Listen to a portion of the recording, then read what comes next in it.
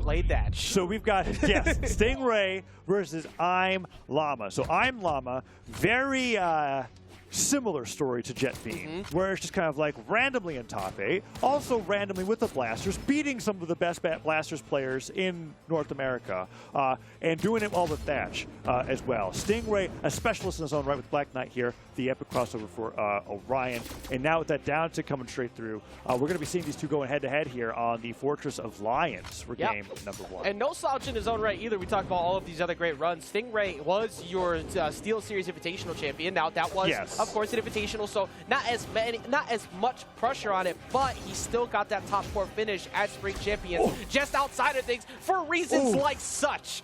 Just that he's been so good at just controlling people's landings with Lance, and then he has, I think, the highest accuracy on Spear desig amongst possibly anybody in the game. Yeah. Well, all of the signatures, in fact, just the accuracy, while not being that high because of how many he uses, he really makes the ones that matter. It really makes it look like that his signatures are light attacks with how effectively he doesn't get punished for them when they whip. And that side stick comes through nicely positioned from ImLlama to actually dip down underneath the stage instead of landing on it with that move, going for that edge guard, and the sweat beats. He actually misreads the momentum from the end of the side stick, as Stingray had positioned that so well that he didn't actually hit the stage. He like slowly drifted into it. And the ground pound doesn't hit, and Stingray still lives on this 3rd stock, and he could be up 3 stocks to 1. That down tick catches the spot dodge, and almost knocks out. Stingray, although he's been hit at random at times, ImLlama has been able to connect them. What did I say? What did I say? He is so good at catching people slipping when you think you have them, but it covers so much range, Taza, that it's so easy to feel like you have a comfortable position to go jump in, and then you get smacked away by it. He even did that stacked, and ImLlama just did a panic option in other direction. Side stick hits, okay, that would have been the craziest side stick ever. ImLlama thankfully gets the dropping side air to punish that signature coming out there, but Stingray, such an explosive player to fight against. And if you can't get a handle on how he likes to put out these signatures in neutral and strings as part of his combo game, you're just going to get overrun by it. And there, Llama fighting back there, dashes forward with that neutral sig. And let's see if he can do even more here as he's putting out the neutral lights, trying to get more damage through. But Stingray is a Lance neutral sig away from taking this game. And you see Stingray just playing at mid-range so well. Like, he's just like, he's killing the dead zone of what you need for Blasters. So, like, you try to outspace him,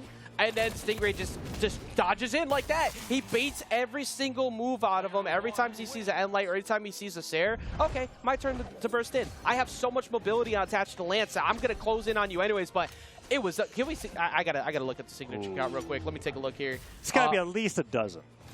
That's what I'm feeling. 13, okay, and 31% of them hit. Yeah. That is really good for 13 being thrown out. Yes. And Stingray is one of the players where I don't harp on the accuracy too much just because of how he likes to use the signatures and command where his opponents are on the stage. ImLlama on the Snake Eyes, doing all right, but, well, I mean, not really. The damage, 282 to 573. That was rough. It was just a little bit different. And that was double the damage. We're going to a stage now where he's like, okay, if I'm dying in orange to neutral sig, I might as well try to get some early stocks myself too.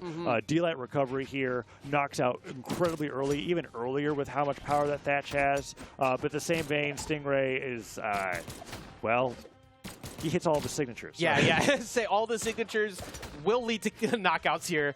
No room to work with, but this is actually one of the stages I did. Oh, all right, never mind. So it's like that's just exactly what happened on the Fortress Alliance. But he doesn't even need the platform. He's just like, well, I guess I have to gravity cancel this move now. I just like the fact that Stingray's like, oh, you're going into analysis mode about Llama.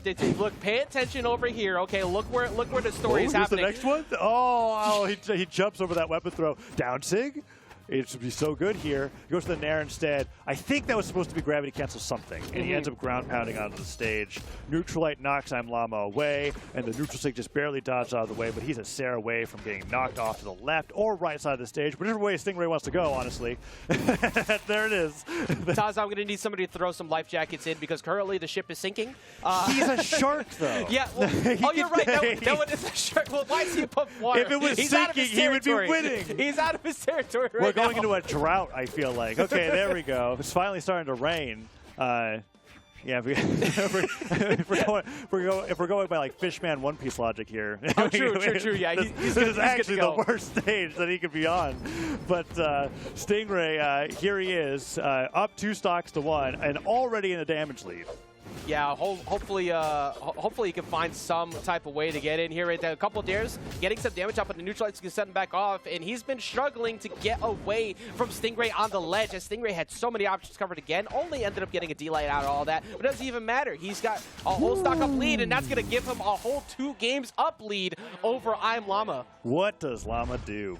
That was that. We're going to see, I think, the neutral sig here after the Nair. He goes back. Stingray loves that option. Gets a Nair either on Spear or Lance. They both have a similar range of knockback.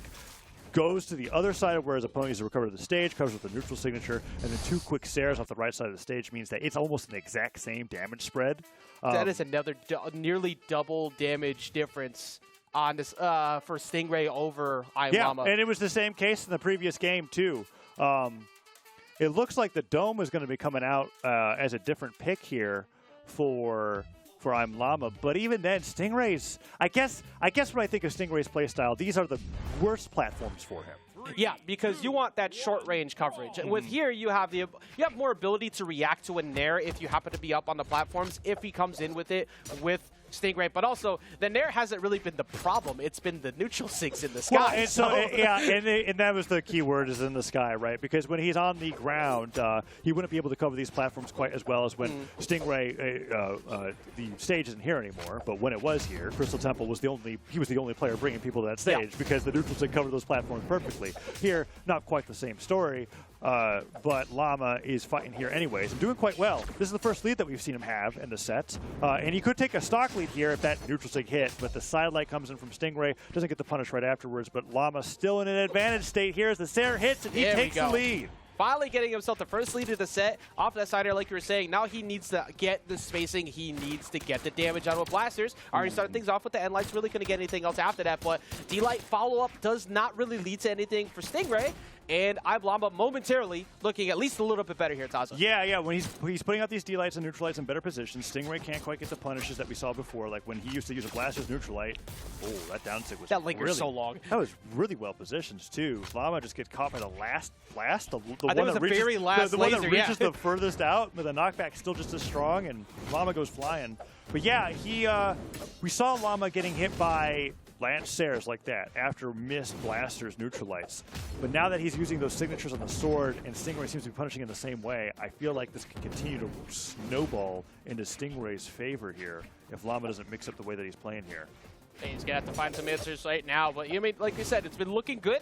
It's just the big key factor is, can you keep the lead? Because the defense, being that big differential, really, it's so much easier for Stingray to get the knockouts. You have to play with good mobility. He's doing that right now, and it looks like these platforms have been helping a bit with that. It's been allowing him to mix up his landings, as we said earlier, only catching like the very last bit of that Nair, not taking as much as, say, if he was on a different platform layout.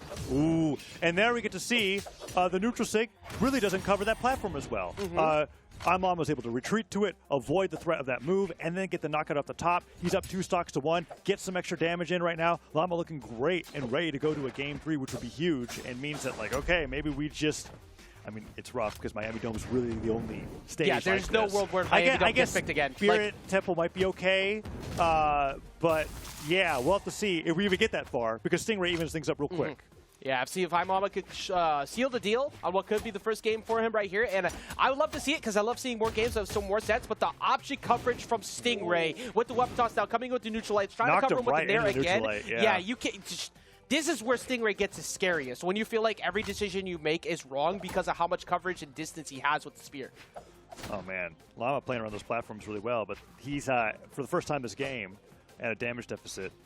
And Stingray jumping around, looking for those Nairs, brings him back into the sky. I think a weapon spawn coming in, even if Stingray has him off stage, he switches over to that Lance here. Never mind. Wow. He goes right out there, chases him down, hits him with the Sair, and he's out of there. That's a 3-0 for Stingray as he knocks out ImLlama into the elimination bracket and moves on to winner side top 8. Incredible run here from ImLlama leading up to this point, but ran into an absolute brick wall that was Stingray. The covers that he had, mostly in the air-to-air game. You want to get things started with blasters out there. You want to be able to get your zoning.